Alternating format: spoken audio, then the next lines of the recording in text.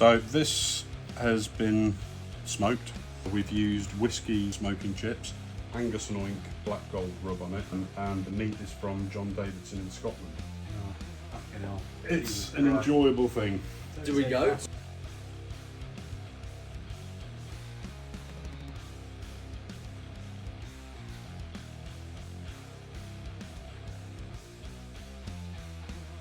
Wow. What a flavour. Oh, Harry's going for it. Picked up the biggest bit, of course. Mate, this is outstanding.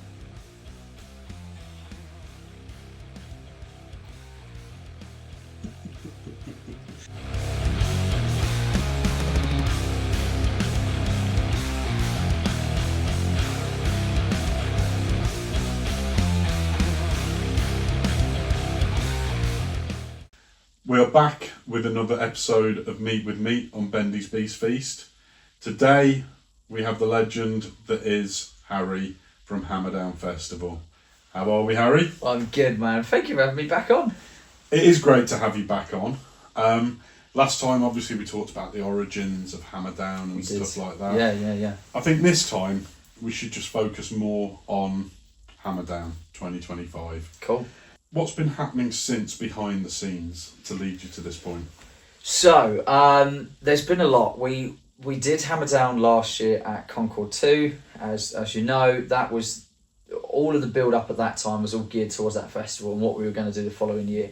And we're never sure until the festival happens what next year's going to look like, because we just don't know in terms of the ticket sales, in terms of how much budget we're going to have. We just don't really know where we're going to be at.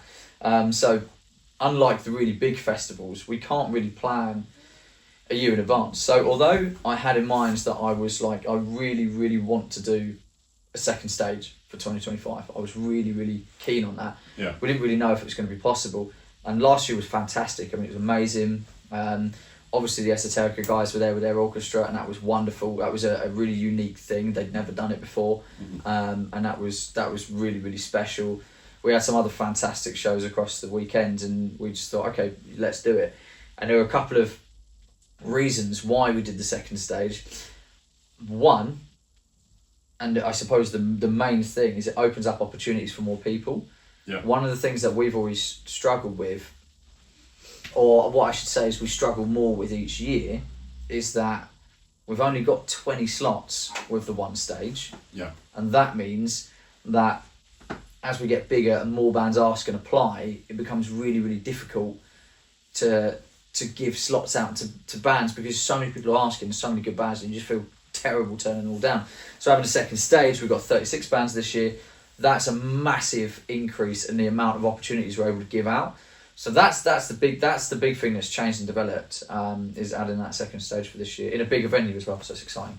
I mean, has there been any standout challenges or moments leading up to 2025 that have shaped the way that it's going?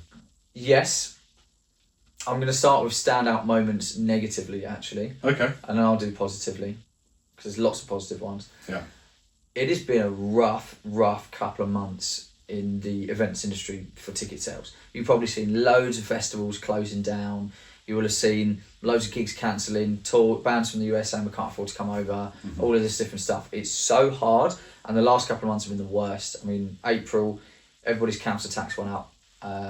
The new budget come out. Whenever there's a new budget released from the government, there's a bit of uncertainty in the market, slows things down for a little bit. So all this different stuff happened, and it made it really, really difficult. Like that's been the hardest thing that we've had to combat over the last couple of years. And then positively, the reaction that we get with this new lineup and the bigger venue and everything has just been so different to any other year. The hype around what Hammerdown is doing and what we're building now is 3 times what it was last year and 10 times what it was 2 years ago. Like, it's growing at a rapid rate. And it's just been unbelievable. Like, so many festivals are really, really struggling, and we've had so much support from a loyal community that we've always had, and new people that are coming along. I mean, we've had people buy tickets. This is a big development the last year. We've got people coming from Germany, we have people coming from Ireland, we've got people coming from Scotland that have bought their tickets and that are coming to Hammerdown for, like, you know, the full thing. And that's mental.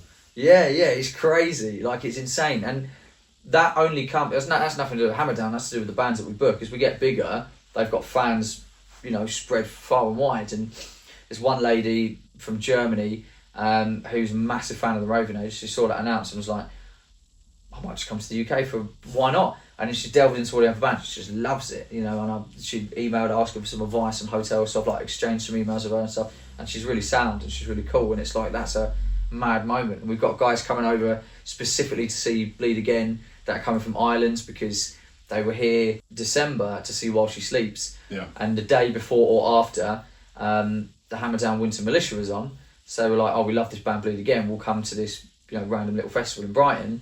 And they came to it and they were like, oh, this is awesome. And then Bleed Again, we announced them again for the main one, obviously. And they've bought tickets. It's mental. It's so cool. So that's been a really cool thing about it, for sure. That's awesome. Each year, you put so much of yourself into Hammerdown Festival. And I know when we talked last year, you were kind of really looking forward to handing things over to your team so that you could enjoy the day. Did it go how you wanted it to? Did you get that time to just breathe? No, I had COVID and it was genuinely the hardest weekend of my life. I didn't know I had COVID. I thought I was just like burnt out. I don't know what was wrong with me, but I was more ill than I've ever been in my life. And we had, I think it's natural because so much stress really kills your immune system. Yeah. Like your immune system's just weak if you're stressed. And that's naturally the most stressful time of the year for me is on that lead up to the event, right?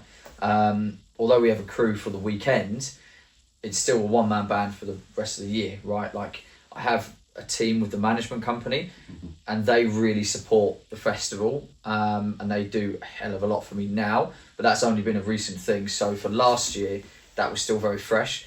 And we had a night before Hammerdown show at a little venue that we've put gigs on now in Worthing, 2 streets from my house, which is lovely.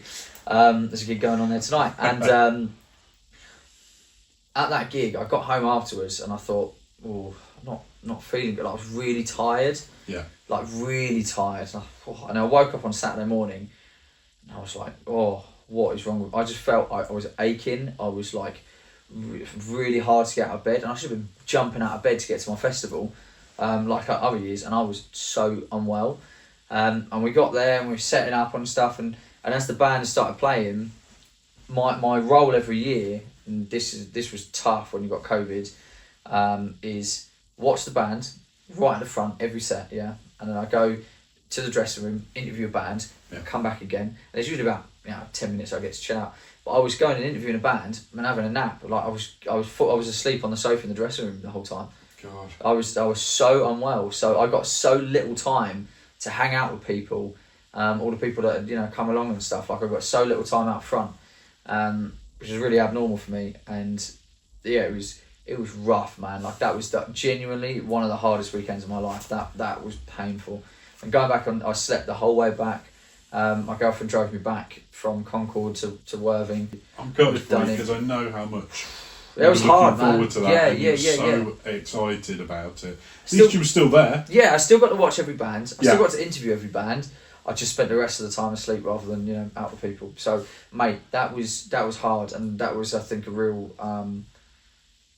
resilience moment, like for us, because I will always keep going, whatever goes on, whatever happens. Like I'm always gunning for it, and that was my toughest ever test. Hammerdown 2025 is coming round very quickly now.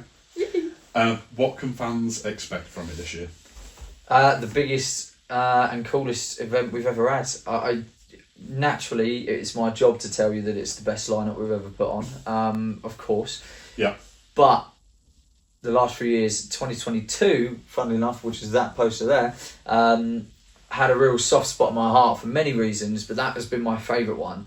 And this year is my favourite lineup ever now. It's topped it. It's just outstanding. And again, part of that is the second stage thing, because we've got twice the amount of bands. So there's so much more cool stuff. So what fans can expect, non-stop music. It literally doesn't stop. One stage finishes, another stage starts continuously. Doors are at 11, first band starts at 11:20 and it goes all the way through till 10 p.m. both days. Bull. So that's, that for me is like next level. The other thing people can expect, I suppose, is if you're new you'll come into the room and you'll feel a real sense of buzz and pride and energy, because I didn't do Hammerdown right for many years because I didn't have a clue what I was doing. And so a lot of people will assume that it's only been around a couple of years. I started this 10 years ago. Yeah. And there's a lot of people that come who've been coming for years, and they create this sense of buzz and pride and family and community, because there's loads of people. I was there at this year, and I've been there since the beginning, and oh my God, I remember 2 years ago we were in this tiny venue, and now look at this, right? So and that grows every year. And so anybody new that comes in, there's a real sense of pride in what's been built, and everybody's immediately welcomed into that family. It is an impressive lineup this year. Thank you. Who is it, and whose responsibility is it for kind of selecting the process, and is it solely your responsibility? Do you have a team with you and you all sit down together? Who makes that contact? Traditionally always been me. Now we've got Shanice and George, who work really, really hard, managing a lot of the bands that Hammerdown manages on our other brands. Within the festival, I now give them the reins a lot more. So what do you think about this band? Book me some stuff in this genre, and they'll do it, and they're great. So this year is a broader mix of rock and metal subgenres than I think we've ever had. Yeah. Again, I'd say partly that just comes naturally from having twice the amount of bands. I think there's room to be more diverse, but at the same time, they've brought a lot of new stuff to the table. So traditionally, it's always been me. This year, 3 of us have been working on it. Next year, there'll be 4 of us that work on it. Oh. Yes, we've got a new guy who's running our gig in Worthing tonight, a guy called Ryan, and he's great. So he's going to be helping us. I was going to say, does the 4th person actually know who they are yet? yeah, they do. Ryan is great. Yeah. Okay, so let's have a look at some of the artists that are going to be playing. So you've got Tygers of Pan Tang. You've got the Raven Age. Yes. Demon, Dream State, In Search of Sun. Yes. Raised by Owls, the 500. These, just to name a few. What makes these bands stand out to Hammerdown? And was there a band that you tried really hard to book but didn't quite get there? Yes, lots. Every year you put out offers and they get accepted with the clients, and a lot of the time, I'm always punching. I'm always trying to book, stuff bigger than where I'm at. Or I email Skindered's agent, and they're like, "No, who the hell are you, bro?" So I'm always trying to punch, Yeah. So this year, the one that I nearly got over the line that I just wish we could have made happen, which will be for a future year definitely, is Novelists, French metalcore band. Okay. They're fantastic. I love Novelists. I've seen them several times. I saw them at a pub in Brighton. Right. Tiny little pub, and it's closed down now. A venue called Sticky Mike's. Sticky Mike's Frog Bar, to give it its full name. That's incredible. What is that? So I saw them there. I've seen them at bigger venues since, and they're an outstanding, technically gifted band. Yeah. And I've had conversations with with agents and the band directly every year since 2022. In fact, email exchanges go all the way back to 2016 when I first gave it a go, and then that was way above my league then. But since 2022, we've tried every year and we've almost made it happen, but it's so expensive for European bands to come over here. You just get a lot better value for money booking a British band of the same level as them, because you're getting for half the price. It's just a reality. Yeah. So on the other part of the question, what makes the bands this year so special? Well, they've all got their different reasons. Fort Hope is one very, very close to home for me, because they headlined Hammerdown right in the early days in 2017. Then they headlined again in 2023. Mm-hmm. So bringing them back is really, really special. Now that they've got new music out and they're working really, really hard and they're getting stuff going again, that's really special for me. In Search of Sun are some of my best mates in the world, and I spent 10 days on tour with them last year, and it was a wonderful experience. And what I was surprised about on that tour, you can listen to a band as much as you like, and you can see them on the first night in Glasgow and go, "Oh, what a sick show," and then on the second night in Manchester and go, "What a sick show," and on the third night in Nottingham and, "Oh, what a sick show," and then you watch them 8 times, and I'm loving it just as much as the first show. Yeah. I haven't been on that many tours yet, but I don't think there's that many bands that I'd still that you wouldn't be bored of or sick of by the end of a tour. Yeah. And I was listening to it in the bus between gigs. Like, I was listening to the Lemon Amigos record and then watching it in the evening.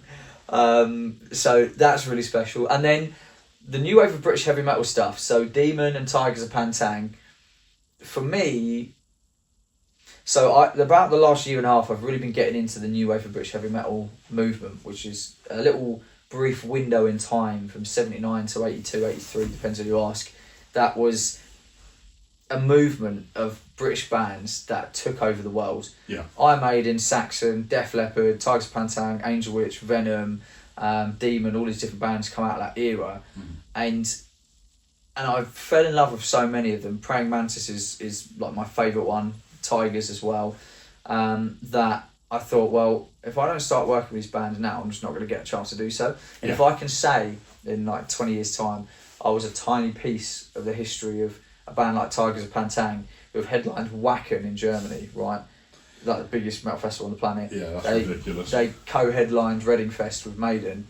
Like, they've done everything, man. Yeah. They've done everything. They've had 2 or 3 albums in the mainstream charts. Like Demon have had 2 albums in the mainstream charts and 1 song in the singles chart, I think, which is even more impressive. So like, these bands they're legends, and across Europe they're still massive and play huge venues, and it's weird. Like, new wave of British heavy metal sort of died off in the UK, but in the last 4 or 5 years it's made a big resurgence, and I've discovered it, and it's amazing, and so that's really cool. And in the Raven Age are my favourite band in the world at the moment, so that says itself. I think they're incredible. I listen to them every day. Well, that's just taken one of my later questions, which has really shot me down. Whoops. But thank you. You did a competition recently to get people to enter to be able to play at Hammerdown. Yes. How was that process? And to be fair, the videos you put out, it looked like an awful lot of fun with all the judging. I know it would have been a hard work because you had so many entries. But how was that process for you? Yeah, it's my favourite thing to do every year. So we started this for Hammerdown 2023, and 68 bands sent us their entries. And look, we don't want to do a Battle of the Bands competition. We don't want to leave anything down to any kind of like just mates votes and things. We wanted it to be as honest as we could. So there's no votes, there's no online thing, and that's fine. Like, lots of places do that, that's not a problem. But we didn't want to do it like that, and so we said, send us a live video. We will whittle it down, and then we'll do a bit of promo. We'll make a thing out of it, and we'll do Judgment Day, which is a term we've only actually coined this year, but we're like where the top 10 get put. Where the top 10 get put in front of a judging panel. Yeah. So we got 5 like industry people, right, in a room at the venue, which was the Factory Live in Worthing a couple of years ago. Second year, we were like, well, that was so successful, let's do it again. 114 or something like that bands entered. This year, 174 bands sent us their live footage. So it's always been me and my mate Sam that whittled it down, who you might have seen on Hammerdown stuff. Yeah. He's still very heavily involved in the main fest. His job's just very busy. So this year it was me, Shanice and George. Whittling down 174 to 10 was hard, man. That was rough. And then the bit that you guys see is the Judgment Day part, right? It's the top 10, the ones that me, Jordan and Shanice have gone, any of these could win the festival, and it doesn't could win the thing, and it doesn't matter because they're so good. Yeah. Now let's put them to a broader audience. So me and Shanice then got on a panel with Stephen, the program manager from the Factory Live, Luke from Esoterica, and Adam from In Search of Sun. It was just a lovely day of mates hanging out, having a lovely time. And then obviously Sam was there with me, you know, presenting the whole thing, and it was a really wonderful day. And it's genuinely my favourite part of the year. Yeah. It's wicked. Like the festival, okay, aside from the festival itself, yeah, you know, obviously, but out of all the other things, that is the thing, because you get so much cool stuff sent in. And some of my favourite bands now have come from that comp. Like Idle Discourse won it the first year. Yeah. Booked them again the following year. I'll just say it now. They're playing our Winter Festival at the end of the year, not announced yet. So they're coming back again and they're from Dublin, and they're just like our boys now, and they're the best. And yeah, it's that comp is the coolest thing. I love it. It's great. And you get to eat pizza. Yeah, and we've made a really funny joke out of it, right? Because the first year we had Domino's, and the second year we had Papa John's, and Sam said in the video, like, yeah, we hate Domino's, we're like all Papa John's now. And in the third year, we were like, well, we got to order Pizza Hut then. So we got the Pizza Hut in, and Sam was like, we hate Papa John's, we hate Domino's, we're sponsored by Pizza Hut now. So I don't know what we're going to do next year. Pizza Go-Go, you heard of them? Yeah, Pizza Go-Go. Dodgy little chains around in Brighton, we'll order some of theirs. I don't know if they'll deliver to Worthing, I've no idea, but they might sponsor you and send you free pizza. That'd be nice. Although if they see that we've slagged off every other pizza chain in the last 3 years, they might not. Yeah, we're nice to a pizza chain for 1 year. We're like, yeah, Papa John's is sponsoring the video, and then next year we're like, we hate them. Now we're Pizza Hut. Try Chinese for a change. We could mix it up. We could completely do something different. Go get fish and chips. That might do it. Or what about you? Well, yeah, I'll quite happily cook. What this actually? Yeah. You should be on our judging panel next year.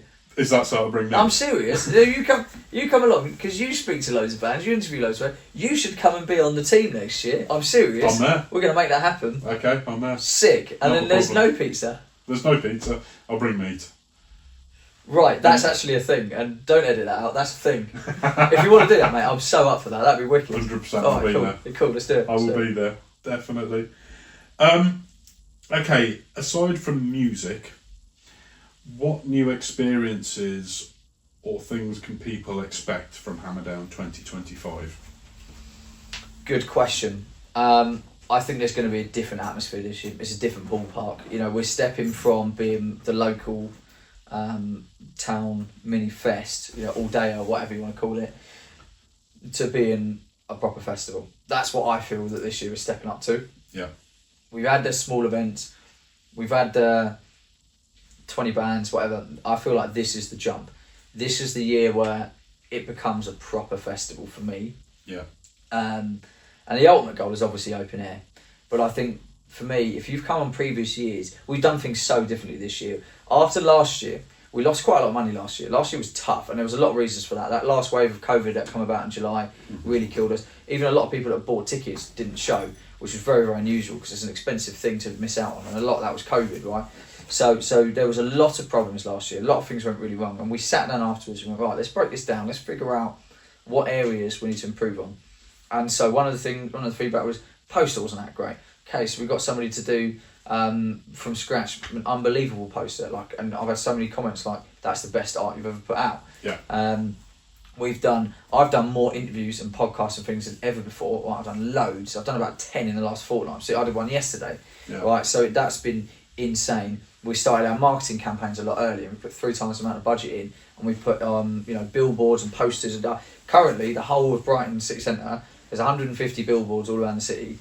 Not all like massive proper billboards, I should say. Some are A3s and whatever, but like a whole, like loads. And there's a massive, one taller than me outside of Chalk at the moment and stuff. And so everything this year feels like a proper festival. Like it's leveled up. Yeah. It's a big venue. It's got that second stage. Like having a poster where you can't fit all the logos on, so you've got little tiny text everywhere. That's when it's like, yeah, that's a proper festival. Yeah. So for me, it's a levelling up thing, See, you've just touched on it briefly there. We talked a lot last time about you realising your dream of a 2-stage festival where there's no clash of time for the bands. Yeah. And that's happening now. How does that feel to you? What's the reaction to it to you internally? Yeah, do you know what? That's an interesting question because I don't feel anything unexpected. What I'm trying to say is it feels like it should be what's happening. Yeah. Like it feels like it's progressing where it should be. Yeah. So it feels fantastic. But I'm not like, oh my God, like I've realised my dream, because no, we're on a warpath to get to a far bigger thing. Yeah. And this is, for me, this is exactly where we should be this year. Yeah. Like, this is the thing. This is the best thing we've ever put on. This is awesome. And I'm going to feel the same about next year. Yeah. So like there's a levelling up thing each year where we're taking things to a new level. We're booking bigger bands, more ad budget, better posters, more interviews, more press attention, more... Like on the weekend of the festival, I mean, we've got like 50 press accreditation people from so many outlets and stuff. Never had that before. So yeah, like it feels awesome, and it should do, and I should take pride in what I'm doing. But 100%. But there's a lot of it that's like, this is just the next step on the journey. This is where we should be. So I expect this to be where we're at. You know. I'm guessing then that obviously your team has had to change its roles and responsibilities and stuff like that. Yeah. How are they coping? Because obviously you're going to a 2-stage, so you're going to have more people working it. How's that? It's a big crew this year. One of the big changes for us this year, so we've got a far larger crew working on it than we've ever had before. Yeah. And with Hammerdown, we've always believed in really looking after people that are part of our team. And so on our first year, the comeback year, post-COVID 2022, obviously budget was really, really tight. It was all my own money that I was working commission-only sales to fund, right? So we had a load of volunteers. We had a production manager called Pete, who's still with us now. I think 1 or 2 of the stage crew got paid, but it was like just a crew of volunteers. The artist liaison team were just my mates, and it was all chill. And each year, those people have all earned more money and are earning like a proper thing now. Like a guy called Scott, who volunteered in 2022. Mm-hmm. Next year, Pete was like, he's sick, we need him back. Scott back next year, we paid him, not a lot, a little bit. 2024, paid him twice as much as that. This year, second stage, he's now stage manager. He's the production manager for the second stage. Because I said to Pete, we've got the second stage, why don't we promote Scott, why don't we give him that role? So he's earning a lot of money to run the stage for 2 days, like, a very, very good day rate. Yeah. And that's because he believed in the cause and he volunteered for us for a year. Now he's in like a really sick role. And it's the same thing that's happening with our artist liaison crew, with our merch crew. People are like, I want to help you, I want to volunteer and come and join it. And then they come and do it. As long as they do a good job, I'll give them a proper paid role next year, absolutely. And so that team has grown into a real unit of people who all know what they're doing because they've been doing it for a while. So there's a real embedded crew. And it means that the new people, I'm not worried about them because they're just shadowing and doing some of the heavy lifting for the people who know what they're doing. So the stage crew, 5 of them or 4 of them have done it before out of 8. Yeah. Which makes sense because we're doubling the stages. The artist liaison crew, 3 of the 5 or 6 of them have been part of the crew. The merch team have all done it before. Yeah. So like it's a family, it's a real get together. And we've even got this year, which is new. So Shanice, we've given her the fancy title of head of staff because we've got so many people running about at the weekend, and I don't want to do anything. I just want to watch the band. And so Shanice and not have COVID. Yes. Oh my God, not have COVID. So Shanice is gonna make sure everybody gets their breaks and looks after. Make sure all of our crew, they get to or at least the volunteers, they will get to select whatever bands they want to see, and we make the shifts work around them. That's so brilliant. they all pick like, give me 5 bands you want to see. Yeah. Some of them are like, oh well, these 3 would be good, and I'm like, give me more. All right. and then so Shanice is going to be in charge of making sure they all get to go and see that stuff.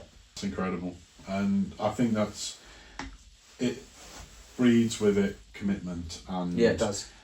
Like you say, family. Yeah, it does. Because mate, it's a small festival, just can't pay that well. No. Like if you knew the overheads, people really understood it. Mate, I've never taken a penny out of the festival, ever. Never once, right? I make a living from band management, and so thankfully I have a career with music now. It's nothing to do with the festival, right? And so people come along and they're like, yeah, I see what you're doing, you're really working hard, I believe in the cause. And they give me like some Zoom calls in advance and maybe a meet up and a drink and a game plan and whatever. And then 2 long, hard days of their life to something that they're passionate about, the local scene. And I'm like, you can stay, let's get you back next year. And then they've earned their place, What tips would you give to first time comers to the Hammerdown Festival for the best experience? Meet the community. Meet all of the people that have been coming for years, because there are so many of them. There will be lots of people there who look like they know what they're doing, and what I mean by that, who aren't lost and like, wow, this new festival, who are like, clearly they've been there before. Go and just hang out with those people, because they'll introduce you to everyone. They'll introduce you to me if you for whatever reason, they'll introduce you to the team, they'll introduce you to everybody, right? Because there's real community there. So there's probably, I don't know, 100, 150 people that we know really well that are there. And so all of the new people who are coming for the first time, spend time with them because they will give you the best Hammerdown experience. That's brilliant. And I think that applies to metal in general. I think all the alternative scene, whichever scene you want to look at it from, you go and talk to people, which we tend to do when music's involved. People talk, and boundaries are dropped, and your inhibitions are dropped a little bit, and people just chat for hours. So I think so true. And there's a lot of that Hammerdown. But like, there's lots of people who come now who only see each other once a year, and it's a Hammerdown, and it's like, oh wow, and that's really flipping cool. And I really noticed that for the first time last year at Concourse. Loads of people who'd been going to Hammerdown 22 and 23 met up again at 24, and it was the first time I really clocked it. And I was like, wow, all these people are meeting up, and they plan to meet each other by the bar at midday. Yeah, it's like, that's so cool. That is cool. That really is. People who wouldn't see each other normally, because a couple in Exeter and a geezer's come down from Leeds. Yeah. Like, so they're not going to bump into each other. So Hammerdown's the place where they meet up each year, which is sick. Like, I love that. That is so cool. Sick. Yeah. That is really sick. Yeah, it's lovely. You briefly touched on social media earlier, and it is a massive part in life these days. Yeah. And I've noticed a massive uptake in your social media presence over the past year. Yeah. The posts are becoming a lot more vivid, they're becoming more regular, like you say, you're doing your interviews. Again, does that all fall on your shoulders, or are you able to lighten the load a little bit there and people are helping you with the social media side of it? I get a lot of advice on it, but I have to do it all because I have to be the one in the videos, you know? So I still have to do all of it. I get a lot of help and support. Shanice does about half of our Hammerdown Festival's TikTok, and she does all of the management stuff, so I don't even look at those socials, she does all of that.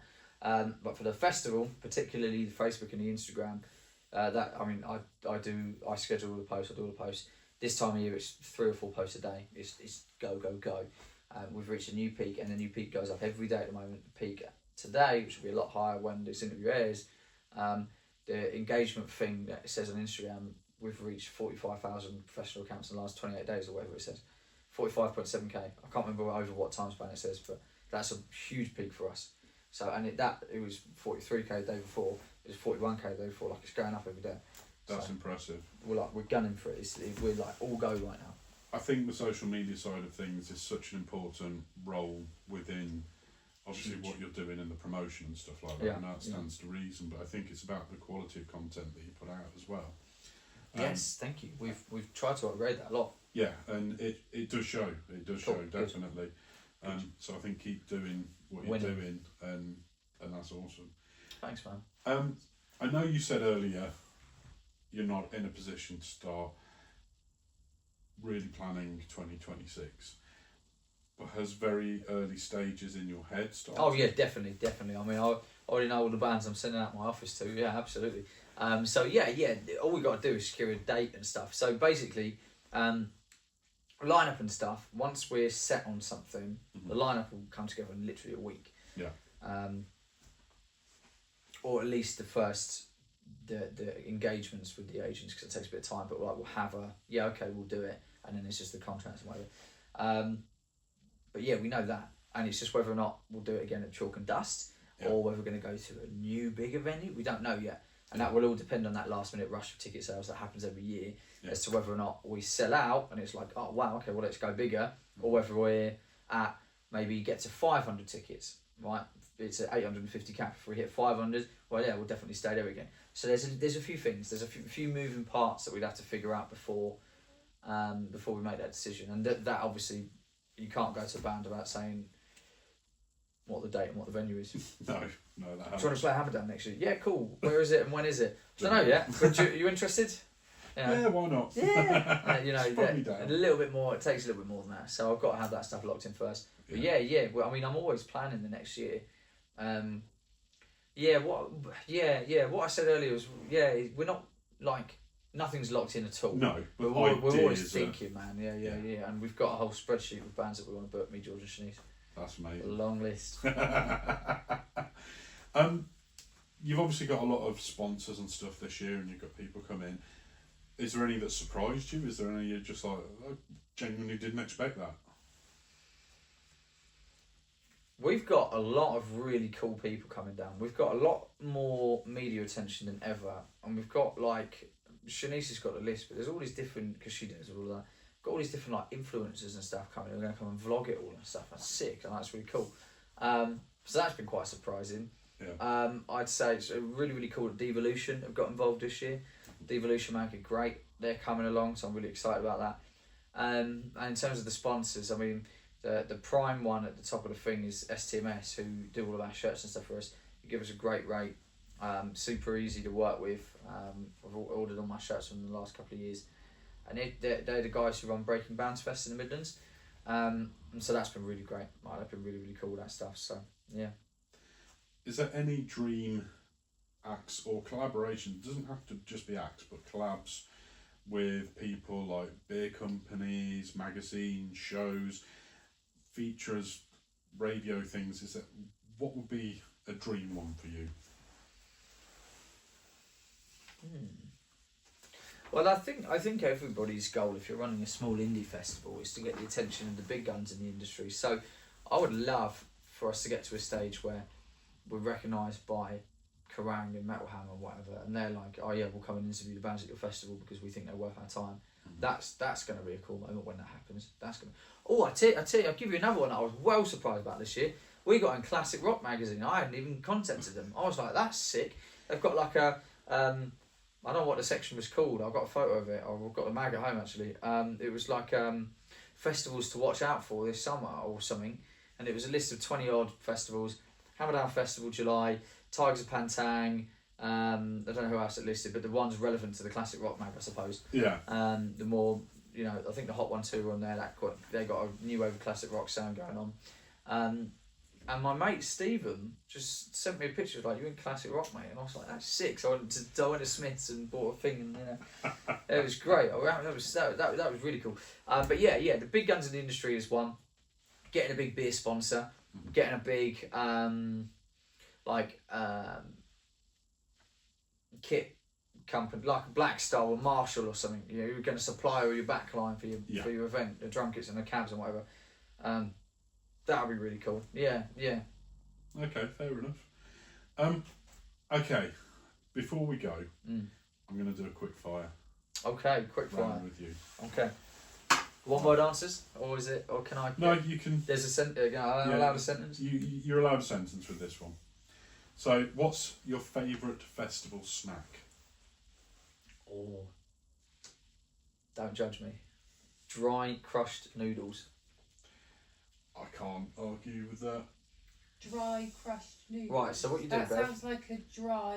Bev, you're gonna love this. Okay, I promise. What you do is you get your super noodles. Oh right? no, I knew you were gonna say super noodles. There's unless you're willing to spend millions of pounds, you have to bring your own food. And if you haven't got camping cooking equipment, you've only got like noodles. When you put water in them, they expand. So when you put them in your stomach, they expand. So it's a proper meal. So what you do is you crush up all the noodles in the packet. You've taken out the little packet of flavouring. You pour it onto all the crushed up bits, like a packet of salt and shake crisps. Give it a little shake and you eat the thing. Oh. It's very good. It's very good. That is my favourite festival snack. I hope for you, my wish for you and your festival is that in maybe 3 years' time you can buy some hot food. Thank you. That's my goal. I'd love that. That would be really nice. I've wanted to have hot food for a long time. Not just selling packets of super noodles. No. I should do that at a festival. I should sell them for like £2 a pack or whatever. Yeah, bring them in. Okay, this one's going to be difficult, and I know it is. And you're only allowed one. Your most memorable Hammerdown moment.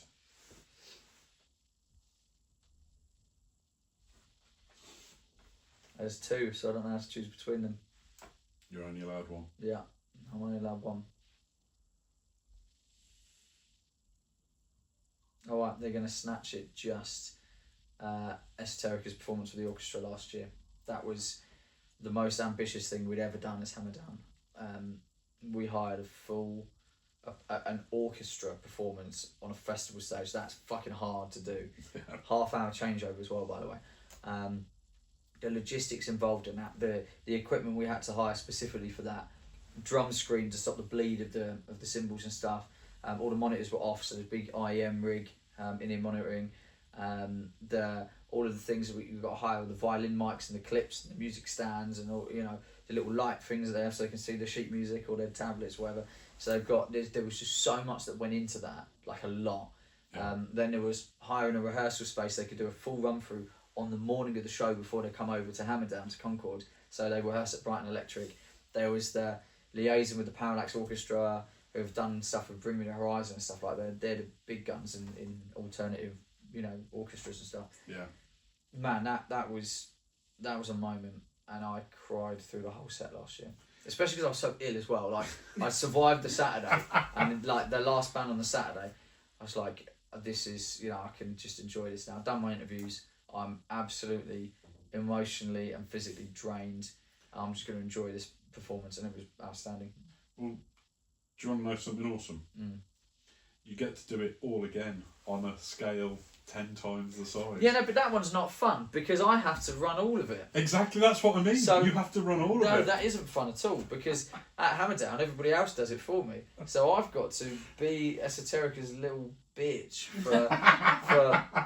for the most ridiculous thing they've ever done. It's going to be a horrific day for me and their best ever day. I'm so proud of them and so excited for them. I'm only joking, but yeah, that's going to be next level, guys. That is, and fair play to you for organising it all. No, to be clear, they have organised everything. I'm just sending the emails and doing that. But on the day, I'm going to be a busy boy. That's what I mean. Because Luke is like, Harry, I'm doing all of this stuff on the day. Any person asks me a question, that's a great question. Harry's over there. That's what we said. So. I'm sure you'll smash it, dude. I hope so, yeah. You've already answered this one earlier and I've touched on it briefly. One band that you're obsessed with at the moment? Yeah, the Raven Age. They're outstanding, mate. They're so good. Their 2023 album, Blood Omen, it's just ridiculous. Yeah. It's outstanding. It's just the best. It is the most complete album I've heard in years. It's outrageous. And the new song, The Guillotine, is ridiculous. And I've started putting teasers on the socials about something else new, which I'm hoping comes out just before Hammerdown. That'd be nice. So, yeah, I mean, they're just... See, a quick tip from me, you've probably already seen them at some point, but a band that really took me by surprise that you've got playing is the 500. Oh. And they really surprised me. I saw them quite a while ago now, and their stage presence, it was in a very small venue, and I can imagine in a slightly bigger venue with the room to move, I can see what they're trying to do, and they were really, really good, so... They're fantastic. Oh yeah, I had them at Hammerdown 2022, and they were wicked. And it's just not quite worked out getting them back since. And I'm so happy we've got them back this year because what they've done with this third album they've just put out, it's called Ghostwriter, and it's the most. That is album of the year for me so far. Ghostwriter's a great track as well. Yeah, brilliant track. Yeah. In the Dark is my favourite on the album. That song, I just they're brilliant. Yeah, no, like you obviously already know, but I was going to say if you haven't had chance. That's one that I'd definitely say about. Essential item for festival survival. Yeah, the super noodles. I'm serious. I'll give you a different one. Bin bags for your wellies to put your feet in first, right? Or your shoes. I've always done it. So when I put the bin bag on. And then I put the wellie in. If there's any holes in the wellies, or if it's only a download that this even exists, if the mud is so deep it comes up above the wellie, you've got that, and so if it goes in a bit, you've got the bags, right? So your feet just don't get wet. So I've always done that. And then you tape around about, where would the wellie get up to? There maybe? Yeah. So the bin bag's like here, and you tape it so it's completely waterproof, so you're just not getting wet. So that is, I do that. Banging idea. Yes, like that works. Right, I'm going to give you your hardest question so far. One word to describe Hammerdown. Community. Oh, that was easier than I thought. That was awesome. That was awesome though, and I like it. Yeah, it was. I was thinking it's got to be that or family. I think community. I like that. That is. Yeah. Yeah. And I say that because last night we did a Hammerdown sort of club night. loads of people come down. It's a really, really cool evening. And I sat with loads of people, and you know, I had one in particular, a really, really deep conversation with a lady who comes to sign up to our stuff. She's got all this stuff going on, and the fitness stuff she does, and the community that she has with the fitness thing she does, and Hammerdown. Yeah. Those are the two things that keep her life normal. And I was like, oh, it's just, there's a responsibility on my shoulders to do it right, you know. It is, you're carrying the community. Well, I don't know about that, but like that was really nice. So community, yeah. Okay, I like that. That's a really good answer. Right, that's a wrap for this episode of Meat with Meat. Massive thank you to Harry from Hammerdown Festival for coming to spend time with us, sit down, eat our meat, which I think you enjoyed. Oh mate, that was so good. I'm so rotund. Don't miss Hammerdown Festival on the 19th and 20th of July at Chalk and Dust. Tickets are still available, so please go and get them now. Harry, thank you ever so much. Mate, it's been great. It's been really cool. Been really Thanks, appreciated. Mate. Don't forget to hit subscribe, like and follow. Yes, do that. Very important. Thank you very much.